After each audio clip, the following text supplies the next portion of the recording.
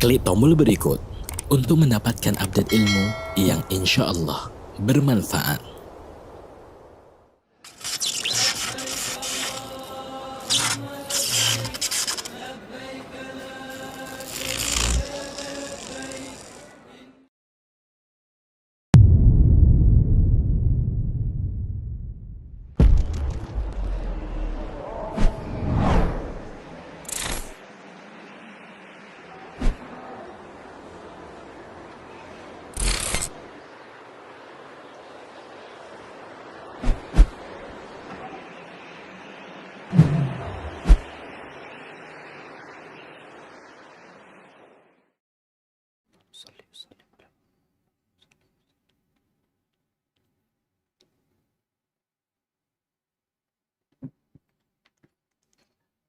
Baik, pada pagi hari ini, Bapak dan Ibu semua, insya Allah kita akan mendengarkan kajian dari salah satu thing yang perlu kita pahami bersama, bagaimana agar kita dijaga oleh Allah Subhanahu.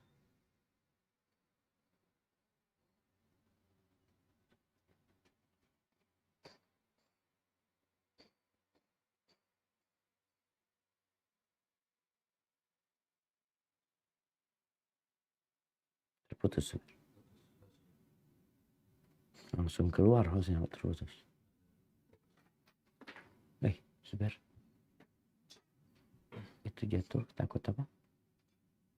Ya, afwan Ustaz, ini sepertinya ada problem sedikit. Baik, yaitu dengan judul yang kajian agar dijaga Allah Subhanahu wa Ta'ala. Dan aturan kajian kita pada pagi hari ini diantaranya yang pertama diharapkan kepada seluruh peserta kajian untuk mute-kan volume dari suara handphonenya. Yang kedua khusus bagi akhwat diharapkan untuk mematikan fitur videonya. Dan yang selanjutnya juga jika ada pertanyaan insya Allah bisa disampaikan pada akhir materi nanti dengan kolom chat atau fitur raise hand. Dan tentunya marilah kita mencatat ilmu yang kita dapatkan dari Ustadz pada pagi hari ini. Dan mungkin kepada Ustadz kita silakan untuk memberikan materinya. Kepada Ustadz. Assalamualaikum warahmatullahi wabarakatuh. Assalamualaikum warahmatullahi wabarakatuh. Alhamdulillah. Alladzi bini'matihi tatimmus salihah. Segala puji bagi Allah Jalla Jalaluh yang karena nikmatnya kebaikan-kebaikan menjadi sempurna. Yang karena rahmatnya niat-niat baik hamba dapat terlaksana. Hari ini hari Jumat tanggal 11 Rabiul Tsani 1442 Hijriah. Allah Jalla Jalaluh memberikan karunia-Nya kepada kita di hari yang paling indah untuk belajar agama. Semoga Allah menyempurnakan nikmat-Nya kepada kita. Dan kita dengan karunia dan hidayah-Nya menuju ke surga Allah.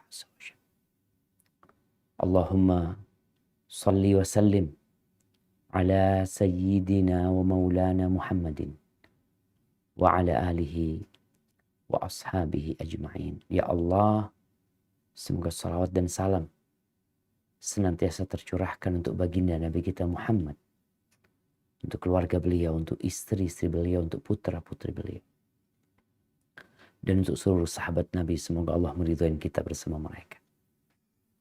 Amma ba'd, jamaah rahimakumullah, khususnya buat teman-teman di RSUD Padang, para dokter, para medis, semoga Allah senantiasa menjaga kita.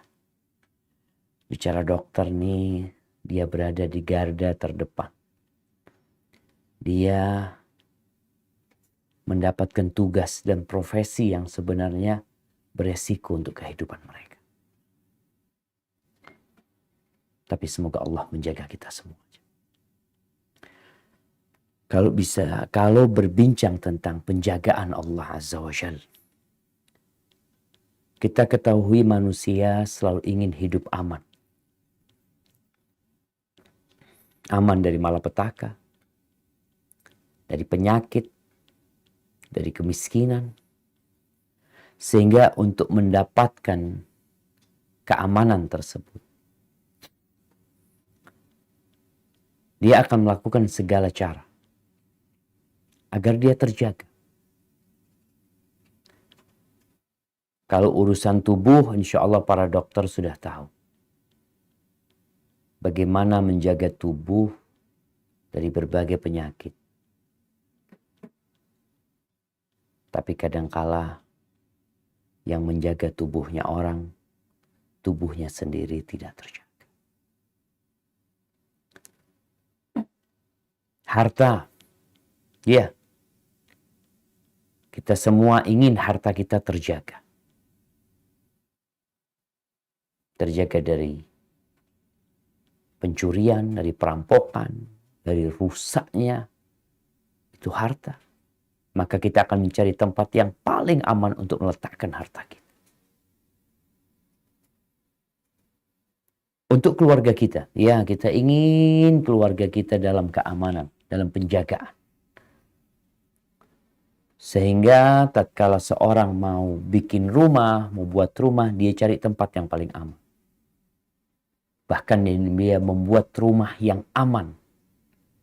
Aman dari banjir, aman dari kebocoran, aman dari angin, aman dari gempa. Kadang-kala mereka juga berpikir bagaimana ini rumah benar-benar tahan gempa. Karena ada yang dia takutkan. Dia ingin hidupnya terjaga, dia ingin keluarganya terjaga. Kendaraan, kalau kita lihat, kendaraan ini semakin safety, semakin mahal itu mobil. Sehingga manusia yang di dunia otomotif dia berusaha mengembangkan mobil yang paling aman untuk dikendarai. Kalau bisa tuh mobil nggak bisa nabrak, nggak bisa ditabrak. Kalaupun ditabrak pun pengemudinya dan yang naik di mobil tersebut aman. Anak-anak, kita ingin anak-anak kita terjaga, kita cari sekolah yang paling bagus. Antar jemput itu anak, ya. Benar-benar kita jaga tuh.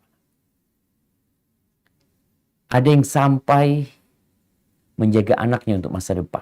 Dia tabung duit. Tapi ada juga yang mengasuransikan anak dengan harapan anaknya terjaga di masa depan nanti. Bicara mencari penjagaan dengan sebab-sebab yang sebagian tadi disebutkan, selama itu diperbolehkan oleh agama, nggak masalah. Namun sebenarnya ini yang kadangkala kita lupa.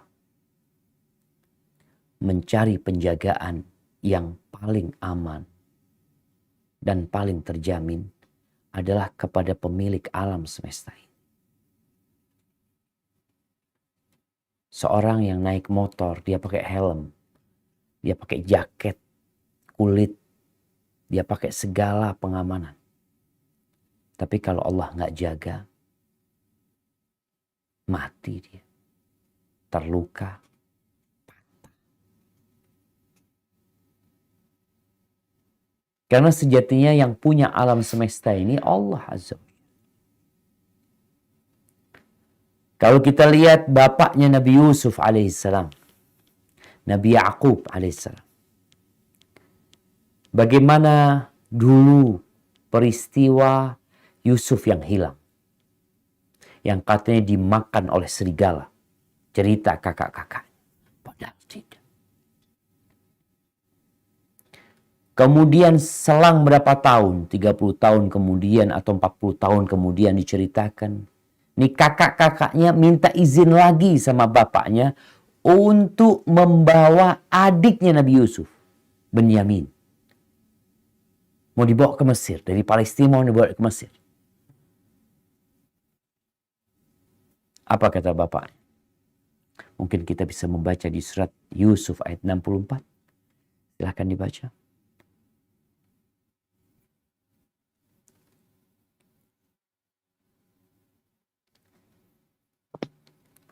أعوذ بالله من الشيطان الرجيم قال هل آمنكم عليه إلا كما أمنتكم على أخيه من قبل فالله خير حافظا وهو أرحم الراحمين.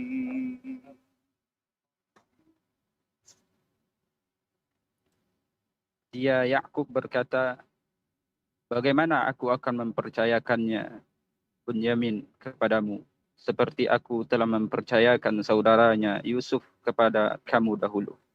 Maka Allah adalah penjaga yang terbaik dan Dia Maha Penyayang di antara para penyayang. Subhanallah jemaah. Iya. Kalau kita menyerahkan penjagaan kepada manusia, tidak sedikit pagar yang makan tanaman. Orang yang dikasih amanah, yang disuruh jagain, malah ternyata dianya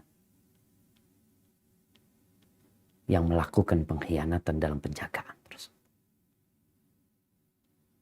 Satpam. Kadangkala satpamnya yang membantu perampoknya masuk. Kong kali kong antara satpam dengan dia yang perampok. Maka Nabi Yakub alaihissalam menyebutkan fallahu khairun hafidh. Allah adalah sebaik-baiknya penjaga. Wa huwa arhamur rahimin, bukan cuma jagain Allah. Allah itu adalah yang pengasih di antara semua yang pengasih. Nabi Yakub sayang sama Nabi Yusuf alaihissalam. Tapi Nabi Yakub tahu Allah lebih sayang sama Nabi Yusuf daripada bapaknya kepada anak. Maka agar kita mendapatkan penjagaan dari Allah SWT, apa yang harus kita lakukan? Di dalam hadis yang diriwayatkan oleh Imam At-Tirmidzi,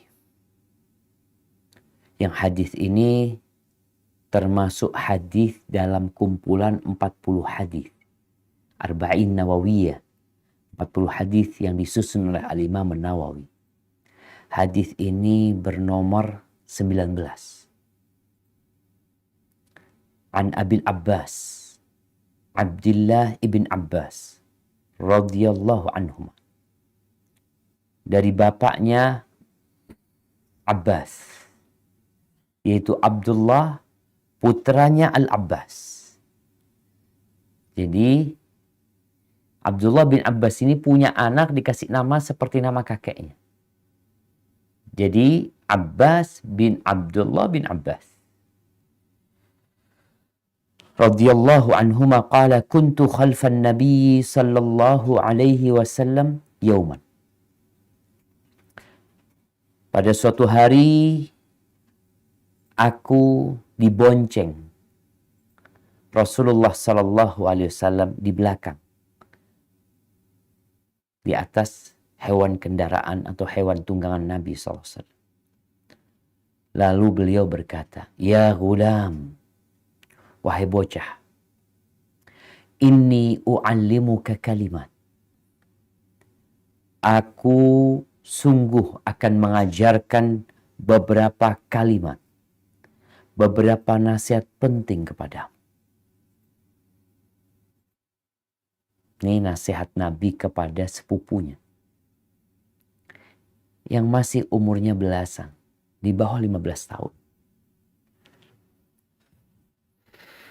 Apa nasihatnya? Ihfadillah yahfadka. Jagalah Allah, niscaya Allah akan menjagamu. Ihfadillaha tajidhu tujahak. Jagalah Allah Jalla Jalaluh, maka kamu akan mendapati Allah di hadapan. Idza sa'alta fas'alillah. Kalau engkau ingin meminta, maka mintalah kepada Allah Azza wa Jalla. Wa idza sta'anta fasta'in billah. Kalau engkau ingin meminta pertolongan, maka mintalah pertolongan kepada Allah. Wa'lam. Lalu Nabi mengatakan kepada sepupunya, wa'lam, ketahuilah. Ilmu. Ambil nih ilmu. Annal ummata law ijtama'at ala an yanfa'uka bi syai'in lam yanfa'uka illa bi syai'in qad katabahu Allah. Qad katabahu Allah lak. Andai kata seluruh umat manusia bersatu padu untuk memberikan manfaat kepadamu, maka mereka tidak akan pernah bisa memberikan manfaat kecuali untuk sesuatu yang Allah sudah tetapkan atas diri atau untuk diri. Sebaliknya, wa in ijtama'u ala an yadurruka bi syai', kalau mereka bersatu padu berkumpul untuk memberikan bahaya kepada, untuk membahayakan diri, lam yadurru, maka mereka tidak akan mampu untuk membahayakan dirimu. Seluruh umat manusia, 8 miliar manusia. Kok di Indonesia nih, kita bicara 270 juta manusia. Kalau mereka mau membahayakan anak, apakah mereka nggak bisa? Di situ ada tentara, ada polisi, ada semua orang, ada presiden, ada gubernur. Masa mereka nggak bisa membahayakan diri? Nggak bisa. Mereka nggak akan membahayakan dirimu kecuali Allah sudah menetapkannya atas diri. Rufi'atil aklam wa jaffatis suhuf. Pena itu sudah diangkat dan lembaran-lembaran itu sudah kering. Dan di riwayat lainnya, di riwayat selain Imam Tirmidzi, Nabi alaihissalatu wassalam mengatakan, ihfadillah tajidhu amamak. Jagalah Allah, engkau akan mendapatinya di hadapanmu selalu. Ta'arraf ilallahi fil rakha ya'rifka fi syiddah. Kenalkan dirimu kepada Allah. Kenalkan dirimu kepada Allah. Kapan? Ketika engkau sedang berbahagia, ketika engkau sedang gembira, ketika engkau sedang bersukaria, niscaya Allah akan mengenali dirimu tatkala engkau susah. Wa'alam annama akhta'aka lam yakun liyusib. Ketahuilah bahwa apa yang luput dari dirimu, memang dia ketetapannya nggak akan menimpamu. Sebaliknya, wa ma asabak lam yakun liukhti'ak.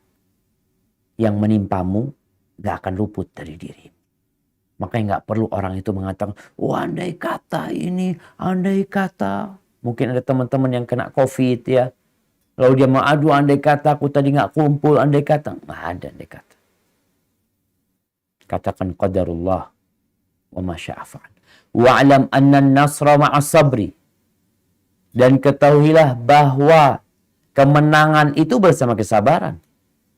Wa annal faraja ma'al karbi. Dan bahwasanya kemudahan itu selalu menyertai kesulitan. Wa anna ma'al, ya, yang namanya disingkapnya kesedihan, kesusahan, itu akan datang. Jadi ketika engkau susah, akan datang tuh kemudian. Wa anna ma'al usri yusra. Bersama kesulitan itu ada kemudahan. Ahibati fillah.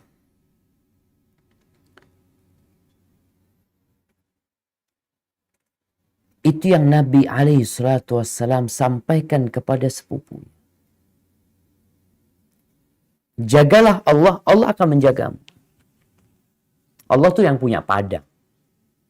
Yang punya rumah sakit di Padang itu Allah Azza wa Jalla.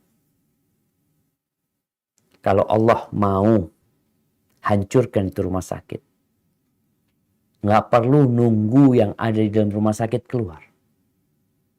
Allah bisa menggetarkan bumi. Khusus daerah Padang aja. Yang lainnya enggak. Nah. Kita kadang kalau melihat ada gempa di kota ini, yang lainnya enggak. Gempa di kota ini, yang lainnya enggak. Kenapa? Karena yang punya bumi ini bukan pertiwi. Bumi ini milik Allah Azza wa Jalla Rabbul Alamin. Maka tatkala kita menjaga Allah maksudnya tentunya menjaga perintah-perintah Allah dengan dilaksanakan. Menjaga larangan-larangan Allah untuk tidak dilanggar. Menjaga batasan-batasan Allah dan hak-hak Allah. Itu yang dijaga.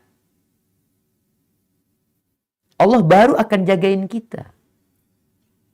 Al-jaza'u min jinsil amal.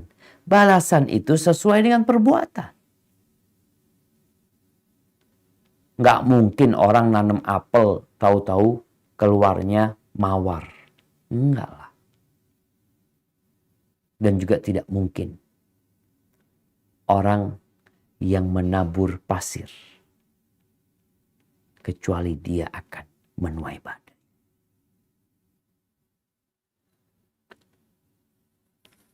Di antara contoh sesuatu yang harus kita jaga supaya Allah jagain kita adalah menjaga sholat.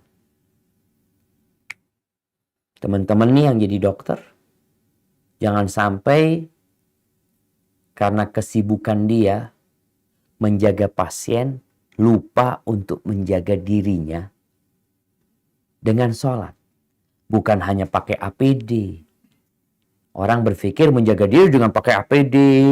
Sekarang ini perlu minum vitamin, minum jamu. Insya Allah aman dari COVID. Ya, mungkin itu jadi sebab. Tapi engkau harus jaga Allah SWT. Yang memindahkan itu penyakit. Yang menularkan itu penyakit ke fulan, ke fulan, ke fulan. Kenapa fulan yang kena? Kenapa fulan enggak?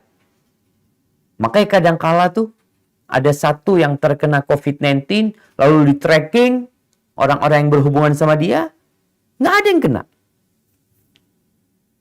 Dia doang yang kena. Kenapa? Karena yang memindahkan itu penyakit Allah Azza wa Jalla. Maka jagalah sholatnya. Teman-teman yang di rumah sakit, yang menjadi tim medis, engkau jaga sholatmu dan jaga sholatnya pasien. Apa urusan anak sama dia, Ustaz? Kerjaan anak kan sebagai seorang perawat umpamanya, ya hanya sekedar ngasih obat, ngecek tubuh dia, selesai. Urusan ibadah, urusan dia sama Allah SWT. Enggak, itu urusanmu juga. Bukankah yang sakit itu saudaramu? Bukankah kalau engkau membesuk dia dengan niat membesuk orang yang sakit, saudara muslim yang sakit. Di pagi hari engkau datang membesuk dia, ada 70.000 malaikat yang berselawat buat engkau sampai sore. Maka jangan katakan itu bukan urusanku. Jaga sholat. Di surat Al-Baqarah ayat 238. Allah berfirman secara khusus masalah penjagaan sholat. Nah, tafadhol dibaca.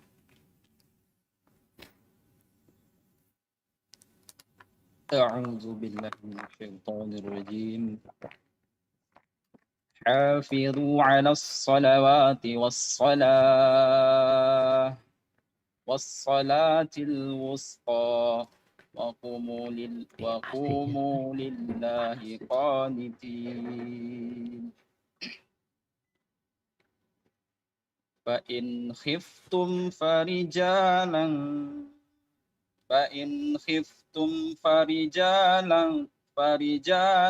aw rukbana fa idza amintum fadhkurullaha kama 'allamakum ma lam takunu ta'lamun. Barakallahu fiik.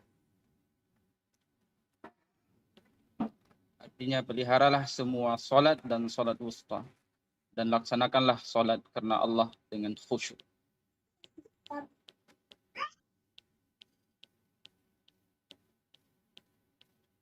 Nah, Jika kamu takut ada bahaya, solatlah sambil berjalan kaki atau berkendaraan. Kemudian apabila telah aman, maka ingatlah Allah. Solatlah sebagaimana Dia telah mengajarkan kepadamu apa yang tidak kamu ketahui. tuh lihat jemaah. Allah perintahkan kita menjaga semua sholat. Khususnya sholat wusta. Sholat wusta, pendapat yang rajih adalah sholat asar. Sholat asar. Ketika pada kerja, kadang-kala sebagian, ya sholat asarnya udah dekat waktu pulang. Sehingga dia berpikir nanti pulang dulu. Sampai rumah akhirnya ada kesibukan. Ditunda tuh sholat sehingga matahari hampir tenggelam. Jaga sholat. Khususnya sholat wusta. Fa in khiftum farijalan aw rukbana. Dalam kondisi perang, dalam kondisi takut sholat. Di mana sholat? Dalam kondisi ketakutan. Atau dalam kondisi berkecamuknya peperangan. Farijalan aw rukbana. Jalan kaki sholat. Jalan kaki, iya. Atau naik kendaraan sambil naik kuda, naik onta, sholat. Iya. Dari pentingnya sholat ini. Nggak ada alasan orang meninggalkan sholat. Maka orang-orang yang sakit, dokter pun tetap wajib sholat. Dan sholat ini termasuk kewajiban yang waktunya sudah ditetapkan. Maka ketika seorang dokter hendak menentukan waktu bedah, hendaklah memperhatikan waktu sholat. Jangan sampai akhirnya kelewatan. Tapi kalau nggak sengaja ya lain lagi. Jangan sampai gara-gara menjaga itu orang yang sakit, kita nggak menjaga diri kita sendiri dengan menegakkan sholat. Kemudian termasuk penjagaan yang harus dilakukan hamba adalah menjaga kepalanya. Jaga nih kepala. Dengan semua indera yang ada di kepala. Dan jagalah perut yang dikandung perut juga sampai ke bawah. Kata Rasul sallallahu alaihi wasallam dalam hadis riwayat Tirmidzi, al-istihya minallah, ketika Nabi mengatakan kepada para sahabatnya sallallahu alaihi wasallam, istahyu minallahi haqqal haya. Kalian malulah sama Allah dengan malu yang sebenarnya. Apa kata para sahabat? Inna nastahi minallah. Kita malu sama Allah. Lalu Nabi SAW menjelaskan konsekuensi malu kepada Allah adalah antahfadar ra'sa wa ma wa'a. Engkau menjaga kepalamu nih, yang ngasih kepala nih Allah. Engkau jaga kepalamu, panca indera yang di sana, ada mata, ada telinga, ada penciuman, ada mulut, ada lisan, jaga. Wal batna wa mahaw, dan jaga perutmu dan yang di dalamnya tuh. Jaga. Baru Allah akan jagain kita. Sebagian orang nggak jagain tuh panca inderanya. Dia lepas. Kemaluannya pun seperti itu tidak dijaga. Di surat Al-Mu'minun ayat 5 dan 6. Surat Al-Mu'minun ayat 5 dan 6. Allah Azza wa Jalla berbincang tentang siapa sih orang-orang beriman yang sebenarnya. Nah, silahkan dibaca. A'udzu billahi minasy syaithanir rajim. والذين هم لفروجهم حافظون إلا على أزواجهم أو ما ملكت أيمانهم فإنهم غير ملومين.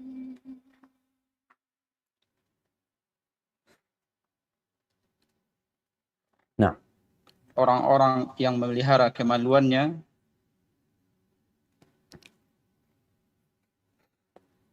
kecuali terhadap istri-istri mereka atau hamba sahaya yang mereka miliki, maka sesungguhnya mereka tidak tercela. nah, jagalah kemaluan. Jaga. Nggak ada alasan orang berzina. Di dalam rumah sakit, seorang dokter bersama perawat, bersama pasien, harus menjaga Allah Azza wa Jalla. Banyak bencana bermula dari mata. Skandal-skandal kemaksiatan yang terjadi. Kita nggak jagain Allah.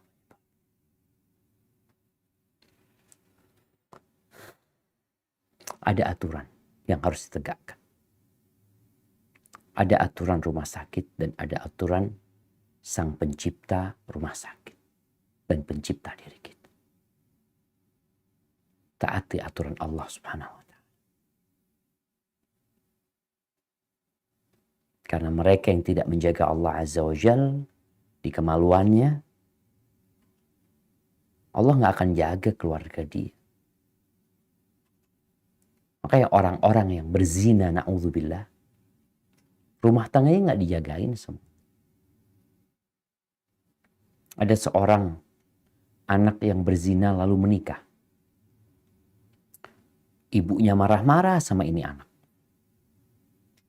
Ada itu anak, ya urusan sama ibunya. Dia sudah dewasa, dia sudah bisa bekerja sendiri, udah tidak lagi bersandar kepada orang tuanya. Akhirnya anak dia pun berzina sama kayak bapak dan ibu. Karena dia nggak jagain Allah. Gimana Allah mau jagain keluargamu?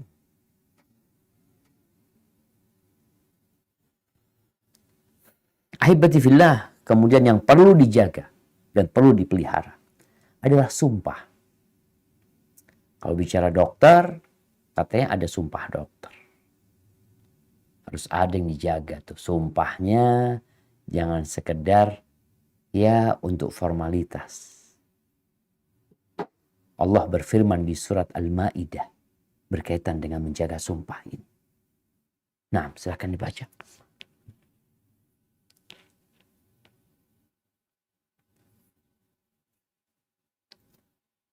أعوذ بالله من الشيطان الرجيم لا يؤاخذكم الله باللغو في أيمانكم ولكن يؤاخذكم بما عقدتم الأيمان فكفارته إطعام 10 مساكين من أوسط ما تطعمون أهلكم أو كسوتهم أو تحرير رقبة فمن لم يجد فصيام 3 أيام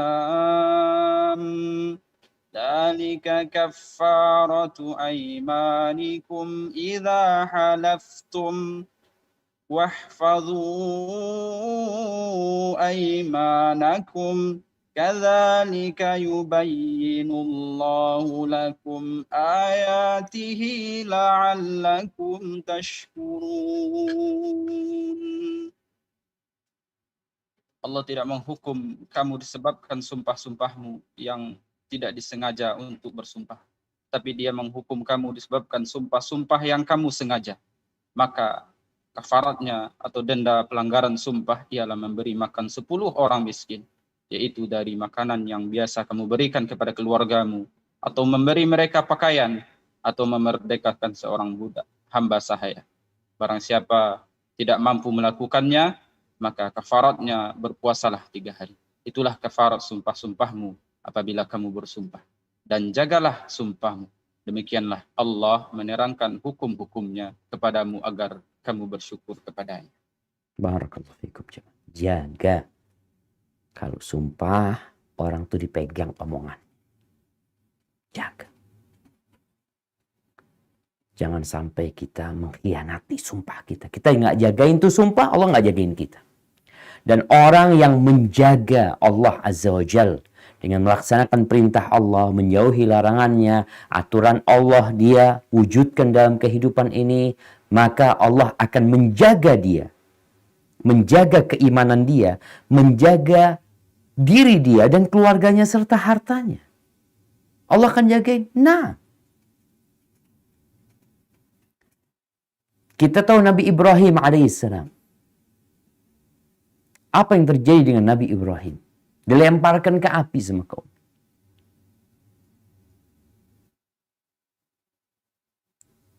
Nggak ada yang belain Nabi Ibrahim. Beliau sendirian. Bapaknya pun nggak jagain Nabi Ibrahim alaihissalam. Dia juga nggak punya kekuatan apa-apa. Dia hanya seorang hamba yang berusaha untuk membuat perbaikan di kaumnya, yang mereka menyembah berhala agar mereka mentauhidkan Allah Azza wa Jal. Tapi yang terjadi, Nabi Ibrahim dibakar sama kaum. Apa yang terjadi dengan Nabi Ibrahim alaihissalam? Allah berfirman di surat Al-Anbiya ayat 68 sampai 70. Silahkan dibaca. A'udzu billahi minasyaitonir rajim. Qalu harriquhu wansuru alihatakum in kuntum fa'ilin. Qulna ya naru kuni bardan wa salaman ala Ibrahim wa aradu bi kaidan faja'alnahumul akhsarin. Artinya mereka berkata, bakarlah dia dan bantulah Tuhan-Tuhan kamu jika kamu benar-benar hendak berbuat. Kami Allah berfirman, wahai api, jadilah kamu dingin dan penyelamat bagi Ibrahim.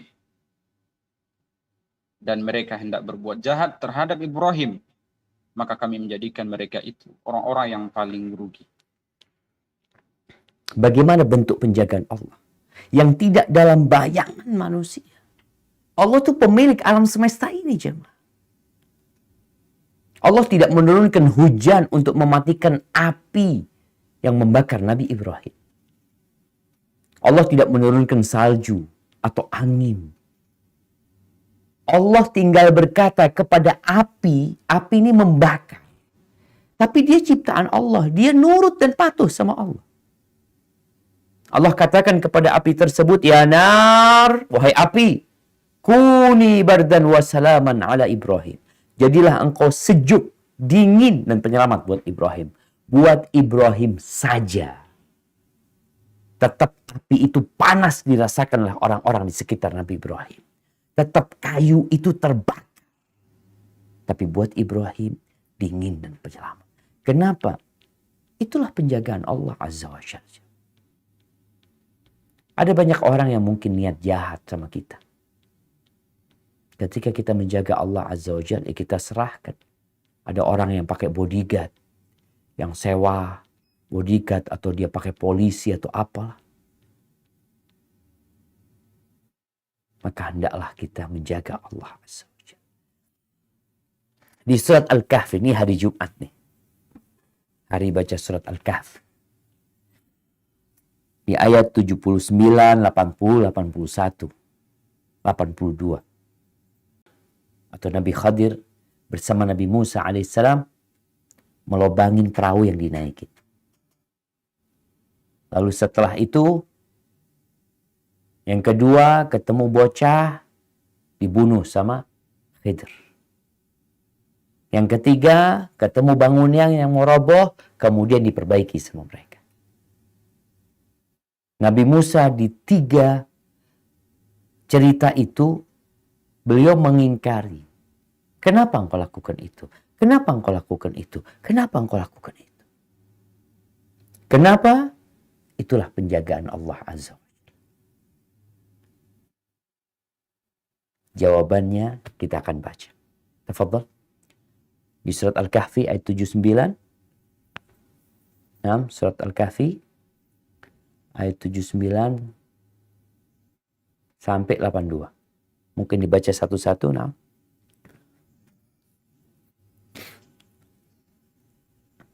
أعوذ بالله من الشيطان الرجيم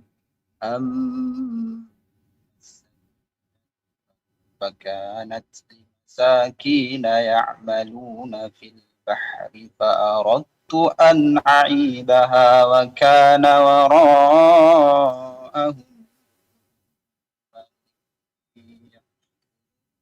سفينة غصبا.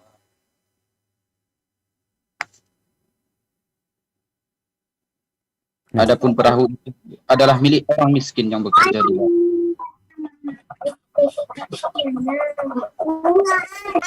Taknya, karena di hadapan mereka ada seorang raja yang akan merampas setiap perahu. Barakallahu fiik. Nih. Nabi Musa dan Khidir naik perahu gratis, dirusak perahunya. Orang akan berpikir, nah ini perusakan harta ini. Enggak, itu penjagaan. Allah mau jagain nih orang baik yang punya perahu nih. Gimana penjagaannya? Dilobangin itu perahu. Karena di hadapan mereka ada raja yang merampas semua perahu yang bagus. Dengan ada cacatnya perahu dia, nggak jadi itu raja ngambil. Itu penjagaan Allah Azza wa Jalla. Allah kirim Nabi Musa dan Nabi Khidir melakukan itu. Jadi kadangkala penjagaan Allah itu tak tahu kita jamaah. Kita tahu-tahu naik motor kempes, bannya nggak jadi kita berangkat. Bisa jadi itu penjagaan Allah untuk dirimu. Yang kita tidak mengetahui. Baik. Cerita yang kedua, bocah yang dibunuh. Ayat 80-81. Silakan dibaca. Wa ammal ghulamu fakana abawahu mu'minaini fakhashina an yurhiqahuma tughyanan. Dan adapun anak muda kafir itu, kedua orang tuanya mukmin, dan kami khawatir kalau dia akan memaksa kedua orang tuanya kepada kesesatan dan kekafiran. Lanjut. Lanjut. فأردنا أن يبدلهما ربهما خيرا منه زكاة وأقرب رحما. Kemudian kami menghendaki sekiranya Tuhan mereka menggantinya dengan seorang anak lain yang lebih baik kesuciannya daripada anak itu dan lebih sayang kepada bapaknya. Barakallahu fikum jamaah. Kita lihat nih.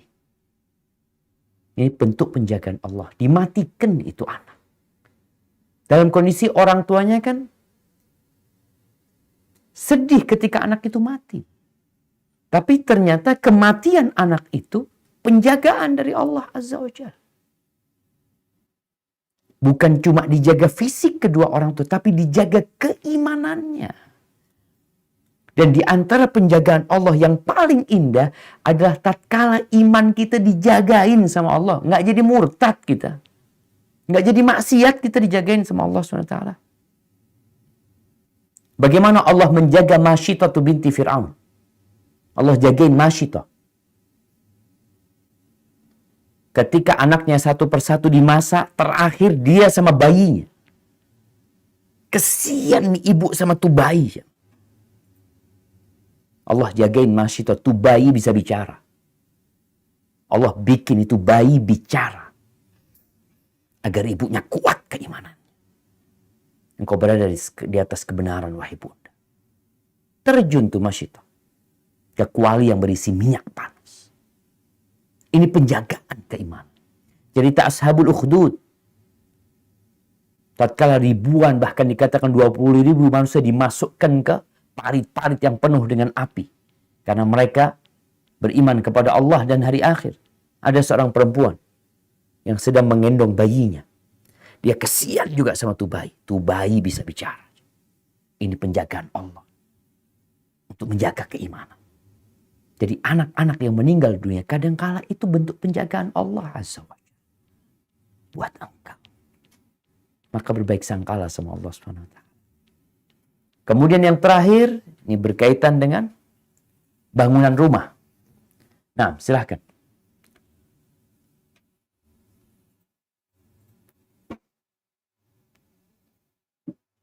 A'udzu billahi minasy syaithanir rajim. وأما الجدار فكان لغلامين يتيمين في المدينة وكان تحته كنز لهما وكان أبوهما صالحا فأراد ربك أن يبلغا أشدهما ويستخرجا كنزهما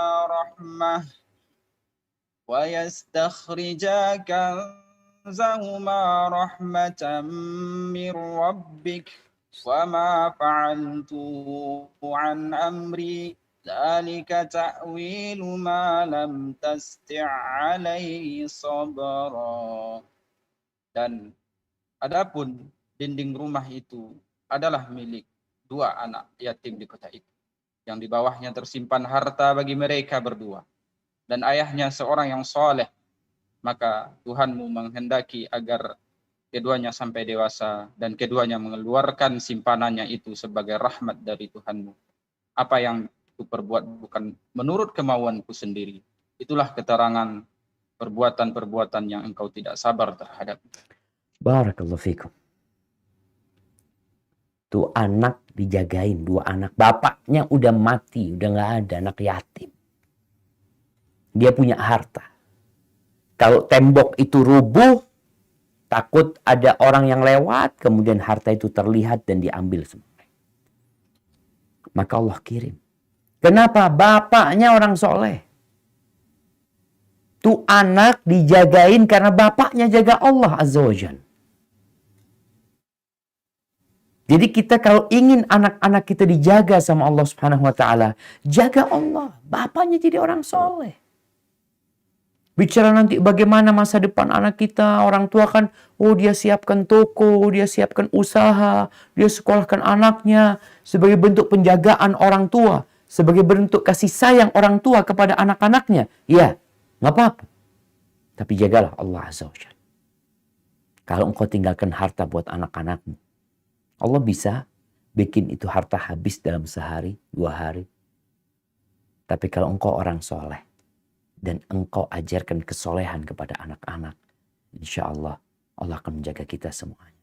Dan penjagaan dari perbuatan kemaksiatan, banyak cerita-cerita penjagaan Allah jamaah. Nabi Yusuf alaihissalam dijaga.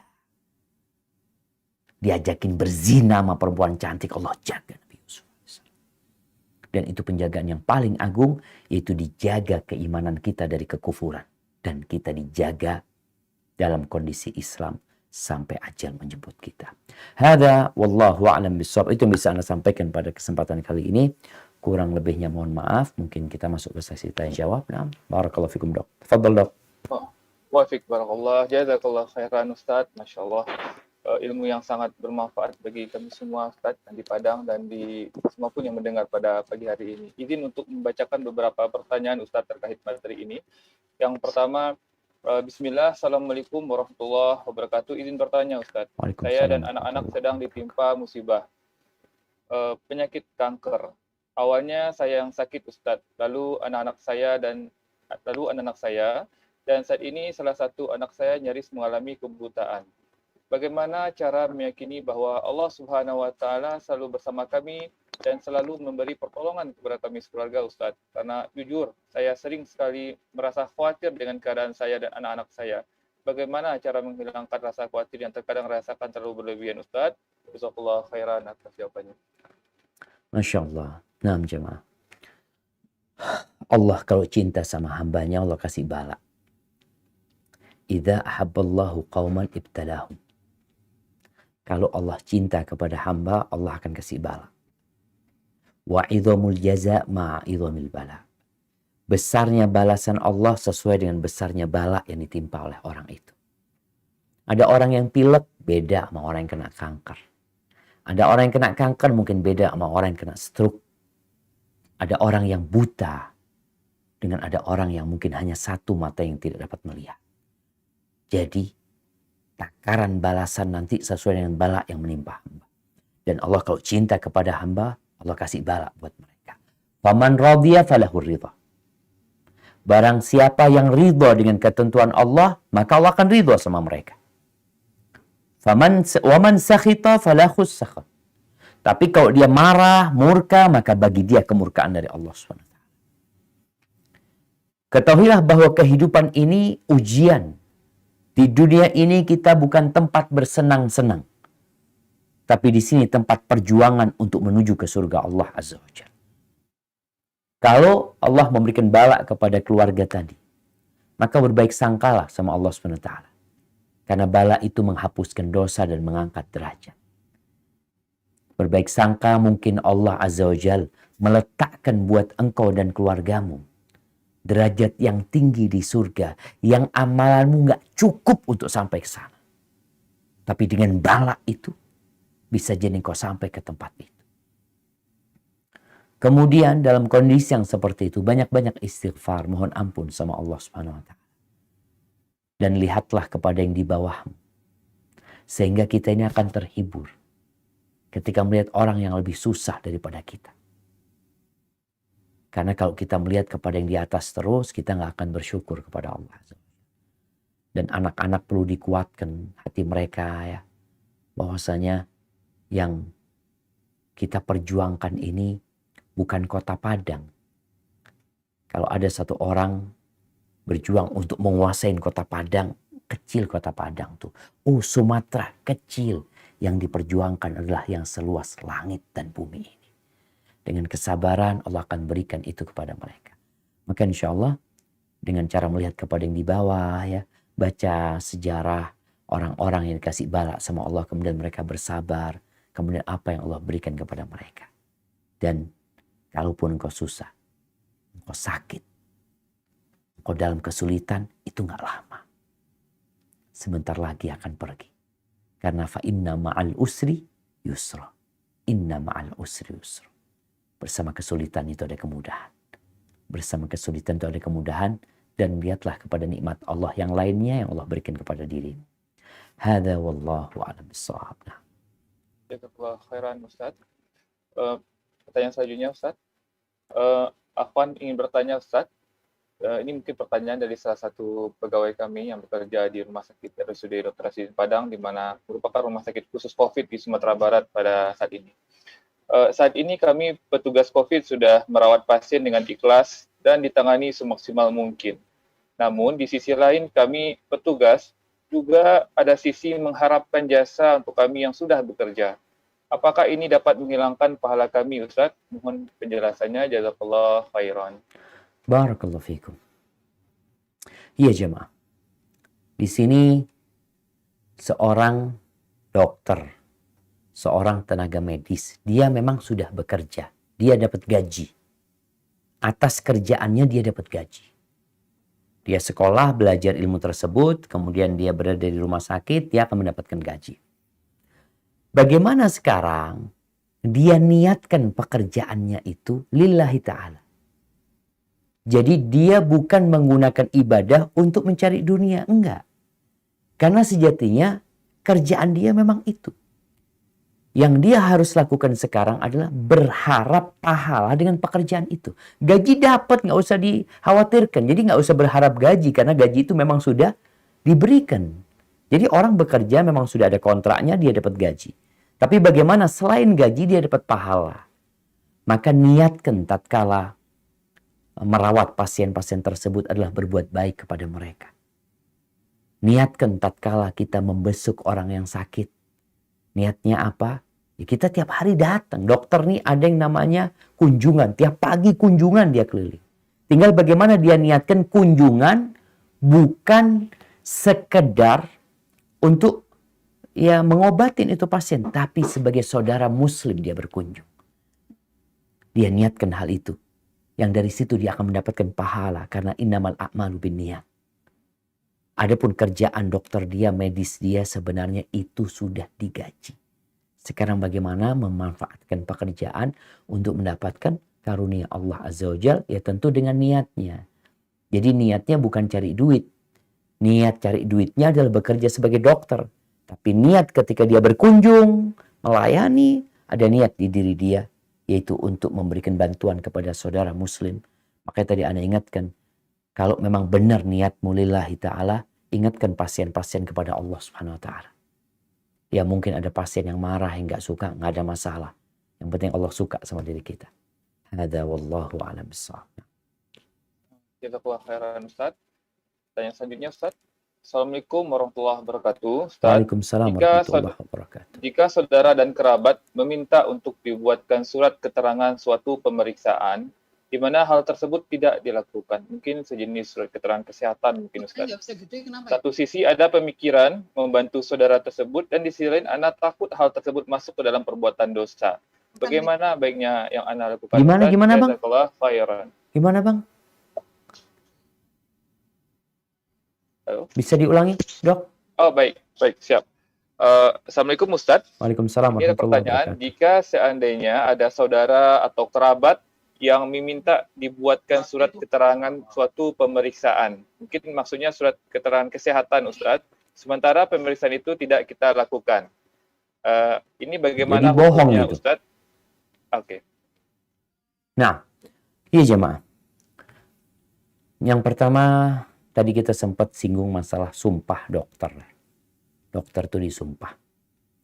Dokter itu ada kontrak dia yang harus dia penuhi. Kalau ada kerabat kita, saudara kita yang minta surat keterangan sehat, ini itu, ya kita periksa dia seharusnya. Apalagi engkau seorang dokter. Kau sampaikan nggak ada masalah, aku akan keluarkan tapi periksa dulu.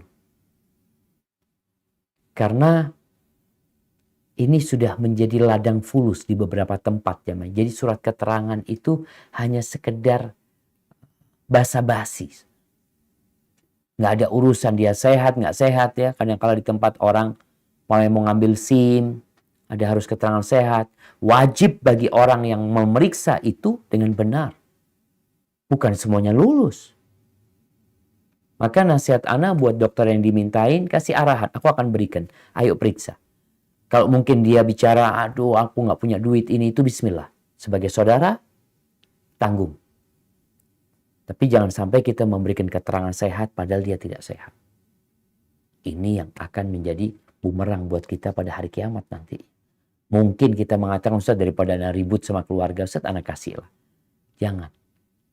Oh nanti akan ribut sama dia di hadapan Allah Subhanahu wa ta'ala. Hadza wallahu a'lam bissawab.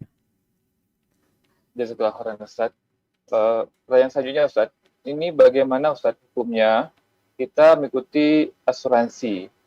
Karena seringkali asuransi ini didasarkan pemikiran ketakutan akan kejadian sesuatu yang di masa depan. Di antaranya kalau bagi kami saat ini dokter, sekarang mulai ada asuransi profesi namanya Ustadz, di mana nanti jika kita mengalami tuntutan hukum, maka nanti ada asuransi yang membantu biaya tentang hukum tersebut, begitu. Ataupun mungkin asuransi pendidikan bagi anak, ataupun asuransi kendaraan.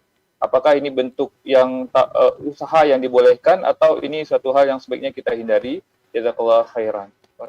Barakallahu fiki. Naam jamaah.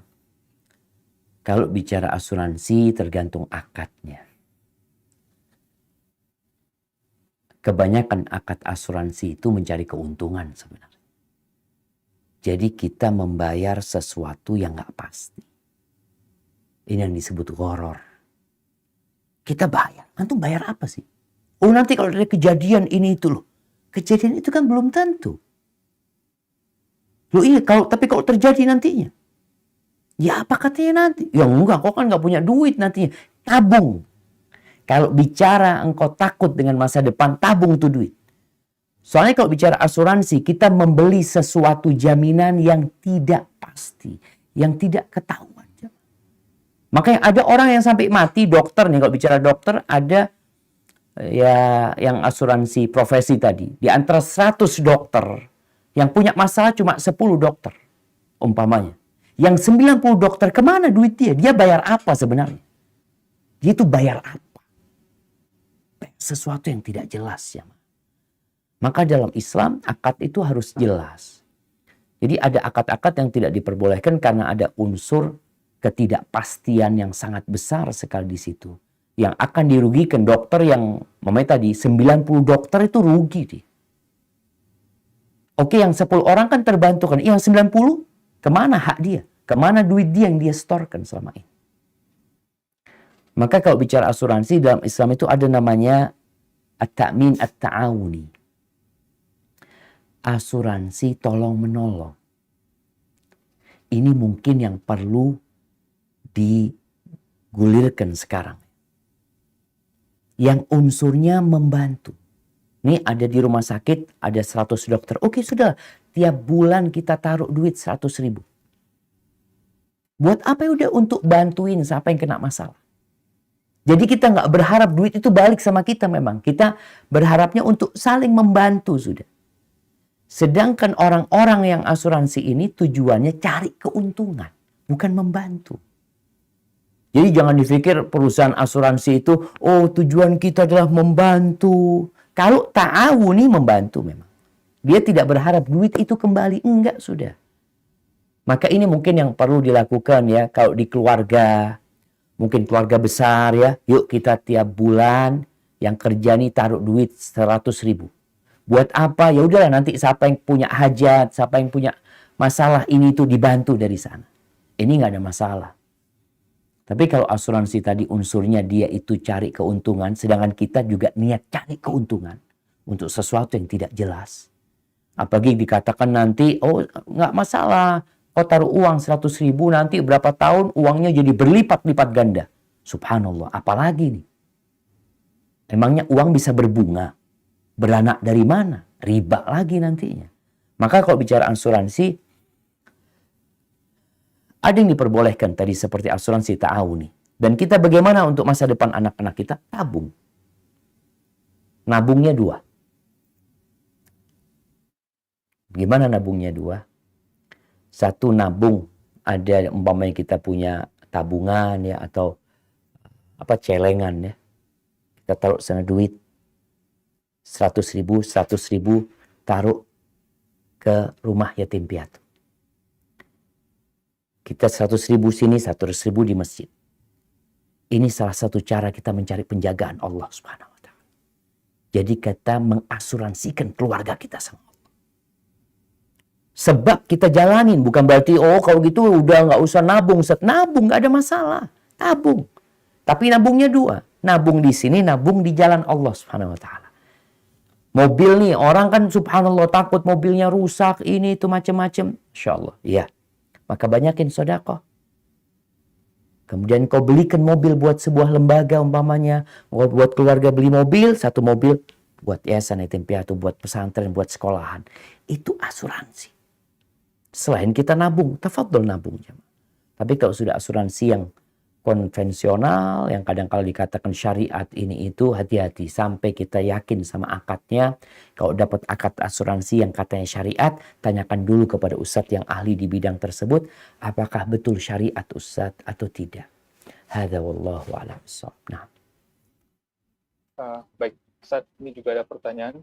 Assalamualaikum warahmatullahi wabarakatuh. Ustadz, Waalaikumsalam. mengapa Allah masih memberikan perlindungan terhadap orang kafir saat di dunia? Karena kalau kita baca di Al-Quran bahwa Allah akan memberikan perlindungan kepada orang-orang yang bertakwa, Ustaz. Jazakallah khairan. Barakallahu fikum. Iya jemaah. Ini yang kadang-kala buat kita takjub sama orang-orang kafir. Makanya Allah Azza wa Jalla mengatakan fala tu'jibka amwalu wala auladum. Taib, asal kita baca nih ayat supaya semuanya melihat ini ayat. Nah, di surat At-Taubah ayat 55. Di surat At-Taubah ayat 55. Nah, ya Allah berfirman, ana bacakan, fala tu'jibka amwaluhum wala auladuhum innama yuridullahu liyu'adzibahum biha fil hayatid dunya wa tazhaqa anfusuhum wa hum kafirun. Maka janganlah harta dan anak-anak mereka membuatmu kagum. Sesungguhnya maksud Allah dengan itu adalah untuk menyiksa mereka dalam kehidupan dunia dan kelak akan mati dalam keadaan kafir. Ini sebenarnya yang terjadi. Oh, kenapa mereka dijagain? Itu azab buat mereka. Apakah kita berpikir mereka hartanya terjaga? Ustaz, dia tambah kaya, Ustaz. Anak-anaknya tambah sukses. Azab buat mereka. Oh, nanti di akhirat, di dunia, mereka tersiksa. Tersiksa apanya? Batinnya tersiksa. Seharusnya orang kaya ya, itu orang yang paling tenang hidupnya. Udah gak kepikiran macam-macam. Tapi ada orang yang tidur pun tidak nyaman.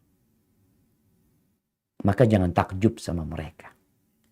Kemudian balasan buat orang-orang kafir itu di dunia. Jadi kalau ada orang kafir berbuat baik di dunia, ada orang kafir sedekah, kita lihat ada orang-orang kafir yang sosial, betul. Yang gak pernah sujud sama Allah, tapi dia suka bantu orang lain. Apakah ada balasannya? Iya. Allah akan berikan balasan sempurna di dunia. Karena di akhirat gak dapat apa-apa. Jadi seperti itu. Adapun orang-orang yang beriman, Allah akan jaga. Dan penjagaan Allah yang paling indah adalah penjagaan iman kita.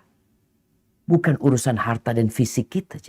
Iman kita mati dalam kondisi Islam. Dapat apa? Dapat surga yang luasnya seluas langit dan bumi. Hada wallahu a'lam bishawab. Jazakallah khairan, Ustaz. Izin bacakan pertanyaan, Ustaz. Ini juga ada pertanyaan. Assalamualaikum warahmatullahi wabarakatuh, Ustaz. Waalaikumsalam. Apakah dalam Islam kita boleh memberikan vaksin dan imunisasi pada bayi kita sebagai salah satu upaya kita untuk menjaga anak-anak kita dari penyakit ataupun wabah? Jazakallah khairan. Barakallahu fikum. Naam jamaah. Berkaitan dengan urusan dunia, Rasulullah sallallahu alaihi wasallam mengatakan antum a'lamu bi umuri dunyakum. Kalian lebih ngerti untuk urusan dunia kalian. Dulu tuh salah satu sebab urutnya hadis ini berkaitan dengan mengawinkan pohon kurma. Kurma itu ada jantan, ada betina. Karena tidak dikawinkan, akhirnya nggak jadi buahnya. Maka Nabi SAW mengatakan kalian lebih ngerti tentang urusan dunia kalian. Berkaitan dengan vaksin, berkaitan dengan obat. Kita bicara vaksin, obat, segala sesuatu lah. Yang memang kedokteran ini mungkin berusaha untuk mengembangkan hal itu dalam rangka mengobati manusia. Selama tidak ada unsur haramnya di sini, ya nggak apa-apa. Yang nggak boleh kata Nabi SAW, fala tatadawaw bil haram. Jangan berobat dengan yang haram. Itu yang terlarang. Jadi kalau bicara imunisasi, kalau bahannya haram, ya haram. Kalau halal, ya halal.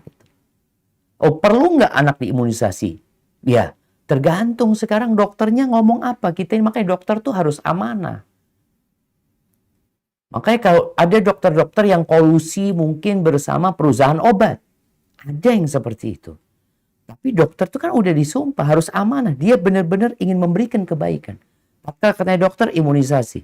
Ya sudah kita imunisasi. Tapi yang halal. Ingat sekali lagi, untuk urusan yang seperti ini, selama itu halal, maka nggak ada masalah sebenarnya.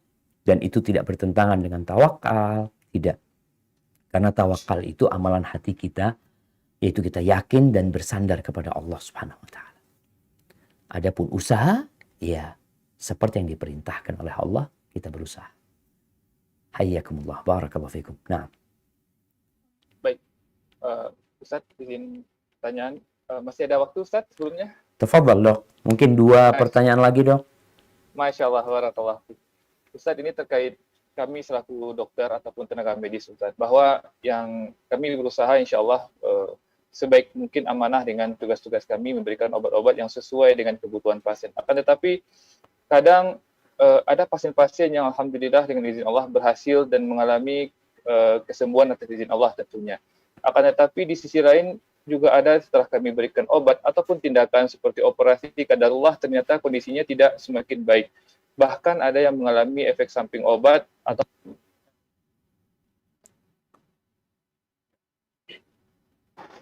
kalau seperti ini Ustadz, kalau seperti ini bagaimana pertanggungjawaban kita nanti di akhirat Ustadz? Apakah kita akan ditanya dengan efek samping obat ataupun dengan operasi yang tidak berhasil Ustadz?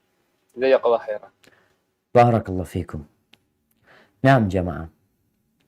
Jadi kalau bicara dokter ini hanya berusaha untuk ngobatin. Yang menyembuhkan itu Allah Azza wa Jalla. Apabila dokter ini melaksanakan tugasnya dengan baik, maka keberhasilan atau kegagalan itu memang bukan milik dokter. Makanya dikatakan alal mar'i an yas'a wa laysa alaihi idrakun najah. Kewajiban seorang itu hanya berusaha, kesuksesan, kesembuhan itu milik Allah Subhanahu wa taala. Maka tinggal dokter ini apakah dia akan minta pertanggungjawaban. Kalau ternyata memang dia melaksanakan operasi itu tidak dengan cara yang baik, maka dia akan bertanggung jawab.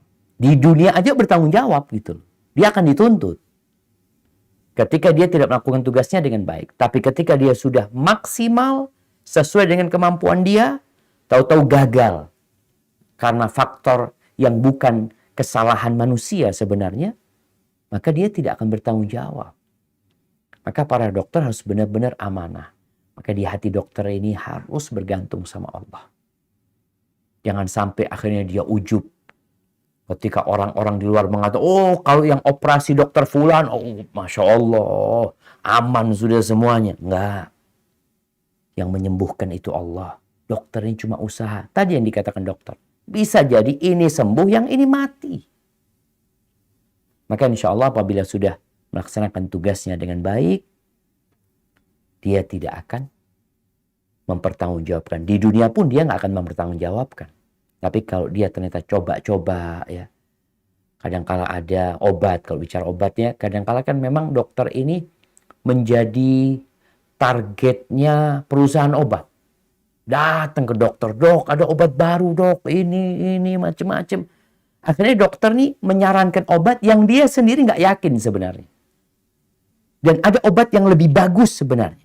Tapi karena tawaran ini lebih menggiurkan, ini obat ditinggalkan, ini pasien dikasih obat ini. Tanggung jawab nanti di hadapan Allah Subhanahu wa taala. Karena di antara hak saudara kita sesama muslim, kalau dia minta nasihat, kau harus memberikan nasihat kepada dia. Jangan mengkhianati pasien. Hadza wallahu a'lam bissawab.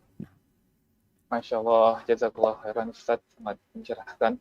Pertanyaan selanjutnya Ustaz. Bismillah, Assalamualaikum warahmatullahi wabarakatuh. Ustaz, Waalaikumsalam. Ana sejak mengenal agama yang sesuai dengan sunnah, hidup Ana terasa lebih terarah. Tapi Ana hijrah sendiri Ustaz. Dan suami Ana belum. Kadang banyak perbedaan di antara kami sekarang. Tapi Ana selalu berusaha sabar dan membagi ilmu kebaikan dengan suami. Tapi suami belum menanggapi semua itu. Semakin Ana berikan masukan, kadang suami marah. Apa yang harus Ana lakukan Ustaz? Apalagi Ana memilih apakah Ana memilih diam saja? Syukran Ustaz, jazakallahu khairan. Naam, barakallahu fiik. Ya jemaah rahimakumullah. Allah berfirman, وَجَعَلْنَا بَعْضَكُمْ لِبَعْدٍ فِتْنَةً أَتَصْبِرُونَ. Kami menjadikan sebagian kalian ujian untuk sebagian lainnya. Apakah kalian bersabar? Apa tidak? Seorang suami diuji sama istrinya dan ada seorang istri yang diuji sama suami. Tugas seorang yang hijrah, yang pertama dia harus memahami tabiat jalan hijrah. Hijrah itu perjuangan, meninggalkan tempat kebanyakan orang untuk mempertahankan dan menjaga keimanan kita. Nabi SAW ketika hijrah, ya beliau menjadi target orang-orang musyrikin dan mau dibunuh oleh kaum dalam perjalanan hijrah beliau. Maka buat seorang istri, ketika mendapati suaminya belum hijrah, maka dia punya tugas untuk mengajak suaminya. Bagaimana cara mengajak Ustaz kalau dia marah-marah, ribut akhirnya kalau ngobrol sama suami? Yang pertama, berikan pelayanan yang paling maksimal dari istri kepada suami. Kau kan udah belajar. Dengan kau hijrah, kau tahu haknya suami. Sampai kata Nabi SAW, "Lau kuntu amiran ahadan an yasjuda li ahadin la amartul mar'ata an tasjuda li zawjiha." Kalau aku memerintahkan kepada seorang untuk sujud buat orang lain, niscaya aku akan perintahkan kepada seorang wanita untuk sujud kepada suaminya. Jadi hendaklah kau sebagai istri semakin maksimal melayani suami. Sehingga suami ini melihat perubahan istri mencolok sekali dalam urusan pelayanan. Bukan dalam urusan nasihat. Kadang-kadang suami terus kasih masukan-masukan, tapi pelayanan dari istri tetap kayak yang dulu. Sehingga istri ini merasa, suami ini merasa istrinya kok tambah jelek gitu setelah ngaji. Sampai ada cerita seorang laki-laki nih, yang dia curhat sama sahibnya. Dia berkata, aku ngelihat istriku sekarang berubah. Pakai kerudung yang panjang-panjang ya.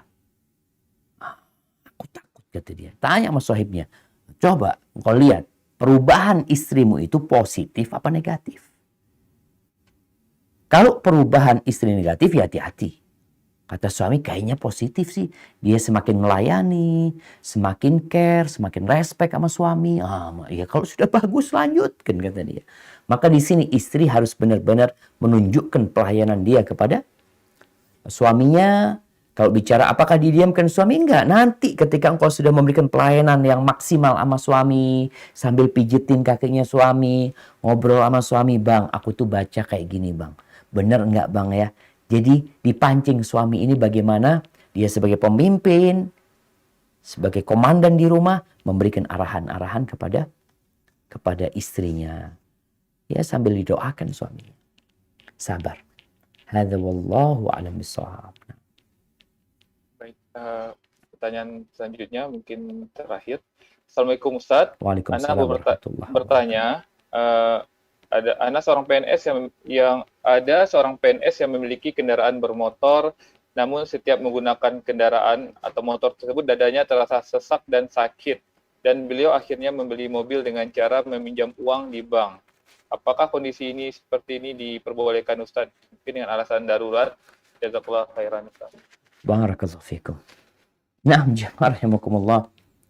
Ya. Kenapa harus pinjam ke bank? Ada orang yang naik motor sesek dadanya karena angin. Oh, makanya kita lihat ada motor-motor itu yang dikasih penahan angin di depannya, kasih kayak kaca tuh, seperti itu, sehingga dia tidak terkena angin. Ada yang mungkin harus pakai jaket. Tapi setelah itu nggak bisa, Ustaz. Tetap sesek, Ustaz. Berbahaya. Nah, beli mobil. Terus gimana cara beli mobilnya? Beli mobil yang bekas. Sesuai dengan kemampuan. Utang boleh utang, tapi nggak boleh dengan cara riba. Cari utangan. Kita itu harus jadi orang baik, jemaah. Kita bicara hari ini tentang penjagaan Allah SWT. Kalau kita jagain Allah, Allah akan jagain kita. Ketika kita mengenalkan diri kita kepada Allah dalam kondisi senang, susah, Allah kenal sama kita. Maka jangan sampai dikatakan darurat, ambil uang pinjam di bank, akhirnya kredit mobil dengan cara ada riba di sana. Jangan. Beli mobil baru lagi. Maka hendaklah engkau beli mobil sesuai dengan kemampuan. Adalah mobil-mobil yang seharga motor, ada. Ana masih ingat, Ana awal pakai mobil di Indonesia dulu pulang dari Madinah itu, beli mobil harga 17 juta. Harganya motor, lebih mahal. Motor apa? Mungkin harganya motor Beat itu jemaah. Orang bisa punya mobil. Ya memang mobilnya ala kadarnya. Yang penting kan nggak sakit, nggak punya utang gitu loh. Maka kalau dikatakan darurat, enggak. Ketika masih ada pilihan lainnya. Cuma kadangkala orang mencari pilihan yang paling mudah buat dia. Walaupun di situ ada kemurkaan Allah Azza wa Jalla. Maka rasa itu bukan satu yang darurat. Karena engkau masih bisa dengan cara yang lainnya berdoalah kepada Allah. Semoga Allah memberikan solusi. Karena bersama kesulitan itu ada kemudahan. Hadza wallahu a'lam bishawab. Itu yang bisa Anda sampaikan pada kesempatan kali ini. Kurang lebihnya mohon maaf apabila benar yang Anda sampaikan itu dari Allah Jalla Jalaluh. Kalau ada yang salah dan kurang berkenan itu dari diri Anda pribadi. Allah dan Rasulnya terbebaskan dari kesalahan itu. Subhanakallahumma wa bihamdika asyhadu an la ilaha illa anta astaghfiruka wa atubu ilaik. Anda kembalikan ke dokter. Tafadhal dok. Masya Allah. Jazakallah khairan Ustaz. Barakallahu fikum atas kajian yang sangat bermanfaat. Semoga memberikan ilmu dan berkah bagi kita semua. Kembali kami mengucapkan terima kasih kepada Ustaz dan seluruh tim pada pagi hari ini. Kita tutup kajian hari ini dan kami pun mohon maaf jika terdapat kesalahan dan kekurangan selama kajian ini. Semua kedepannya kita bisa kajian bersama lagi ya Ustaz. Baik, kita tutup dengan doa kafaratul majelis. Subhanakallahumma bihamdik asyhadu an la ilaha illa anta astaghfiruka wa atubu ilaik. Assalamualaikum warahmatullahi wabarakatuh.